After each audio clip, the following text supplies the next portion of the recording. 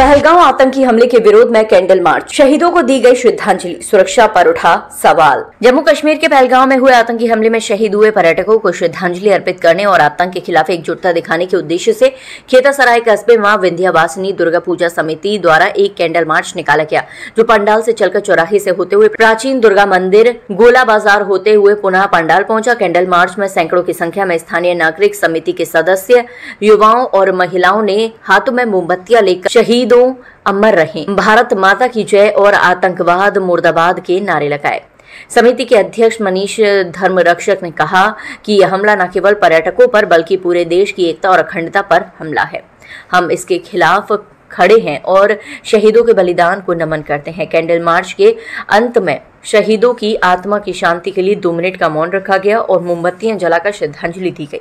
देखिए जौनपुर संवाददाता मनीष यादव की रिपोर्ट। नमस्कार, आदाब, सत श्री अकाल। मनीष कुमार यादव आप देख रहे हैं लाइव टीवी एक्सप्रेस और आज मैं मौजूद हूं जनपद जौनपुर के नगर पंचायत खेतासराय में, जहां पे आपने कुछ दिन पहले खबरों के माध्यम से सुना हो, चैनलों के माध्यम से सुना हो कि जम्मू कश्मीर के पुलवामा, जम्मू कश्मीर के पहलगाम के जो आतंकी हमला हुआ है उसमें कुछ हमारे जवान और कुछ पर्यटक शहीद हुए हैं, जिसमें लिस्ट बनाई गई है, जिसमें लिस्ट की सूची कभी करीब 28 लोगों की का जो इतना भयावह और उनका हत्या की गई है, आतंकवादियों ने हत्या की है। हमारे साथ बात करने के लिए यहाँ पे कुछ मौजूद है, कुछ यहाँ जय मां विंध्यवासिनी दुर्गा पूजा समिति की तरफ से कैंडल मार्च निकाला गया। हमारे साथ बात करने के लिए यहाँ के खेतासराय के लोग हैं, खेतासराय की जनता है जो कैंडल मार्च निकाली, और हमारे साथ बात करने के लिए यहाँ के आयोजक, जय मां विंध्यवासिनी दुर्गा पूजा समिति के आयोजक मनीष धर्मरक्षक जी हैं, उनसे जानेंगे और पूछेंगे कि लोगों को क्या मैसेज देना चाहेंगे आप। बस हम लोगों का यही था कि जो अपने कश्मीर में ऐसे अपने 28 परिवार के बच्चों को, निर्दोष बच्चों को जो घूमने गए थे, उनके साथ जो निर्मम हत्या की गई है, हम तो उनके लिए कुछ नहीं कर सकते, लेकिन उनके श्रद्धांजलि के लिए और उनको सच्ची श्रद्धांजलि देने के लिए हम लोग कैंडल मार्च रखा गया था। यही हम लोगों का उद्देश्य था। आपने जब ये आतंकी हमला का खबर सुना तो आपके मन में कौन सी भावना उत्पन्न हुई? भावना तो इस तरह का था कि इसको बयां नहीं किया जा सकता है कि अपने शब्दों से जो दर्द, जो पीड़ा हम लोगों को मिली, पूरे देश को वो दर्द मिली है। ये सीखने की बात है हम लोगों को कि आज कश्मीर में हुआ, इसके पहले 2 दिन 4 दिन पहले बांग्लादेश में हुआ, और हमको लगता है कि वो समय दूर भी नहीं कि हर नगर में, हर क्षेत्र में, उत्तर प्रदेश में या पूरे देश में कहीं भी ये घटना हो सकती है। जात पूछ के, धर्म पूछ के आज जो लोग जात में बटे हुए हैं, एक दूसरे को काटने और छाटने में लगे हैं, वो दिन दूर नहीं। कोई ये नहीं देखेगा आप किस जात के हैं, किस धर्म के हैं, कुछ नहीं। मतलब एक जब लोग आपसे पूछेंगे कि आप हिंदू हैं, तुरंत आपको मार देंगे, और आपका पड़ोसी बगल में रहने वाला, ऐसे जिहादी जो मानसिकता के हिंदुस्तान में भी रह रहे हैं, जैसे पाकिस्तान के आतंकवादियों से इस देश को खतरा है, उसी तरह से ऐसी मानसिकता बाबर औरंगजेब की जो औलादे अभी भी जिन्ना की औलादे हिंदुस्तान में रह गई हैं, बची कुची, बंटवारे के समय कुछ यहाँ पर रह गए हैं इसी मानसिकता रखने वाले। वो दिन दूर नहीं जब हिंदुस्तान में हर कोने कोने में इस तरह से अत्याचार और हिंदुओं परिवार, बहन बेटियों के साथ इस तरह का कृत्य हो सकता है। अगर बात करें तो सुरक्षा पे बात कर रहे हैं, वहाँ पे पर्यटक स्थल है और सटे बॉर्डर भी है। सुरक्षा पे सवाल उठता है कि क्या वहाँ के जो जवान थे, वहाँ की लोग, जनता कहाँ सुरक्षा के लोग कहाँ थे? ऐसे जो अंजाम दिया गया, घटना को अंजाम दिया गया, उनका जात पूछा गया, धर्म पूछा गया, उनका पैंट उतार के उनका लिंग चेक किया गया, उस पर सुरक्षा की बात उठती है, उस पर क्या कहेंगे आप? देखिए, वहाँ 3 ऐसे स्थल थे जहाँ छोटे छोटे एरिए में कम से कम 1000-1500 लोग इकट्ठा होने का जो उनका पर्यटक स्थल था, जो अपने सैलानी गए हुए थे। तो तीनों स्थल पे जो हमारे सुरक्षा के दृष्टि से वो राउंड कर रहे थे, लेकिन सुरक्षा के दृष्टि से राउंड कर रहे थे, लेकिन जो आतंकवादी थे ये मौका देख के कि अगर पुलिस इधर गई है तो हम इधर काम कर सकते हैं, यही हुआ है। सुरक्षा में कोई कोताही नहीं थी। सुरक्षा में कोताही ये हुई कि वो आगे गए और इधर कांड कर दिए। और कहना ये बात के 20 मिनट तक चिन्ह के गोली मारे हैं, 20 मिनट तक लगातार, और 20 मिनट के बाद जब वहाँ से पुलिस आई है तो ये सब भागे हैं। कोहरा मच गया, देश में हाहाकार मच गया, पूरे विश्व में हाहाकार मचा है। लेकिन ये जान लीजिए आप, वो सरकार नहीं है कांग्रेसियों का, लिबलिब वाली सरकार नहीं है, ये मोदी जी की सरकार है। उनको सबक सिखा के ही रहेंगे, इसमें कोई दो राय नहीं है।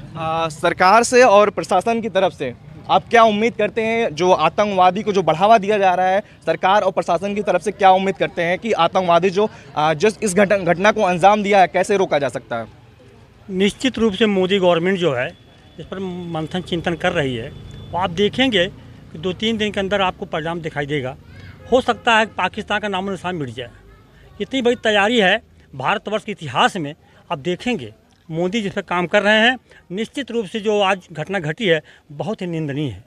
मैंने जब देखा उस बच्ची को अपने पति के मैंने पास रो रही थी, मैं बताऊं मेरे खुद आंख से आंसू आ गया कि धन्य है भारतवर्ष, ऐसा ऐसा ही भारतवर्ष के अंदर हो रहा है। तो बहुत बड़ी घटना है दोस्तों, और यह पूरे हिंदू समाज के लिए चैलेंज है और चिंतन मंथन करने का विषय है। इस हिसाब में अगर हम आगे बात करते हैं तो जो सुरक्षा की दृष्टि से जो वहाँ पे जवान तैनात थे और उन्हें बताया जा रहा है कि जो आतंकवादी थे वो लोग आर्मी का ड्रेस पहने, क्योंकि आप वीडियो के माध्यम से देखा होगा जो वहाँ पर्यटक थे वो लोग डर गए थे जब आर्मी के जवान यहाँ पहुंचे, वो लोग डर गए थे। तो सुरक्षा की दृष्टि से ये सवाल उठता है कि जो उन्होंने वर्दी, जो आर्मी की जो वर्दी होती है, उन्होंने कहाँ से मिला? उन्होंने जो अपने देश में स्लीपर सेल है, यहाँ पे बहुत से ऐसे लोग हैं जो उनके आतंकवादियों के शुभचिंतक हैं, वह उनको सह देते हैं। जैसे राम जी ने जब रावण से युद्ध करना था तो सबसे पहले उन्होंने ताड़का को, मारीच को, शुभाऊ को मारा, बाली को मारा, जो रावण का सह दे रहा था। उसी प्रकार से जब तक अपने देश में अंदर जो स्लीपर सेल हैं, जो आतंकवादियों को सह दे रहे हैं, उनको जब तक चुन चुन कर नहीं मारा जाएगा तब तक हम आगे नहीं बढ़ सकते हैं। जिन्होंने घटना किया है, जिन्होंने सह दिया है, उनके खिलाफ तो कड़ी से कड़ी कार्रवाई हो, लेकिन जो हमारे देश के अंदर बैठे हुए स्लीपर सेल है उनके खिलाफ भी कार्रवाई हो, ऐसी हम मांग करते हैं सरकार से। हमारे साथ बात करने के लिए डॉक्टर अमलेंद्र गुप्ता जी हैं। अमलेंद्र गुप्ता से मैं पूछूंगा कि ये जो घटना को अंजाम दिया गया है उस पर आपका क्या राय है और सरकार से क्या आप उम्मीद करते हैं कि जो घटना को अंजाम दिया है उस पर क्या एक्शन लिया जाए? पहलगाम की जो घटना हुई है यह बहुत ही हृदय विदारक घटना है, और जिस तरह से इस्लामिक आतंकवाद ने अपना पैर पूरे भारत में पसार लिया है, और उसी का अभी कुछ दिन पहले उदाहरण बंगाल में आपने देखा है। बंगाल में जिस तरह से हिंदुओं का नरसंहार हुआ, उस पर कोई कड़ा एक्शन केंद्र सरकार का न लेना भी इस तरफ अपराध को बढ़ावा देने की तरफ इंगित करता है। जब तक केंद्र की सरकार कोई कठोर निर्णय इस हिंदुस्तान में हिंदुओं के खिलाफ हो रहे बर्बर अत्याचार पर नहीं लेगी, सत्ता और विपक्ष के लोग जब तक सत्ता की मलाई और विपक्ष के लोग मेज थपथपा के अपने फ़ायदे की चीज़ें करते रहेंगे, तब तक देश में इस तरह के देशद्रोही पनपते रहेंगे। और वहाँ की जो पहलगाम की घटना है वह घटना बहुत ही हृदय विदारक है। अभी 5 दिन शादी को हुए थे जो नवजोड़ा, उसके सामने सिर में गोली मारी गई, न कोई जाति पूछी गई कि आप किस जाति के हो, धर्म पूछा गया, जिसने हिंदू बताया, जो कलमा नहीं पढ़ा, जो उर्दू में बोल नहीं पाया, उसके सर में गोली उतार दी गई, उसके सीने में गोली उतार दी गई, और चुन चुन के केवल उन्हें मारा गया, मर्दों को मारा गया, महिलाओं को छोड़ दिया गया। और उनसे यह कहा गया, जब महिलाओं ने भी कहा कि हमें भी गोली मार दीजिए, हम भी यहीं शहीद हो जाएं, तो उन्होंने कहा जाके मोदी को बताना।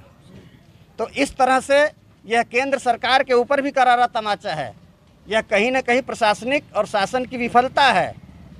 जिस देश में 56 इंच सीने का प्रधानमंत्री हो, जिस प्रधानमंत्री को इस्लामिक कंट्री सैल्यूट मारती हो, उस देश के प्रधानमंत्री के एक छोटे से राज्य में, चाहे बंगाल हो, चाहे कश्मीर हो, चाहे बिहार हो, चाहे उत्तर प्रदेश का ही कोई ज़िला हो, इस तरह की घटना करने वाले को जब तक कुचला नहीं जाएगा, दबाया नहीं जाएगा, उसके फन को कुचल नहीं दिया जाएगा, तब तक ये घटनाएं होती रहेंगी।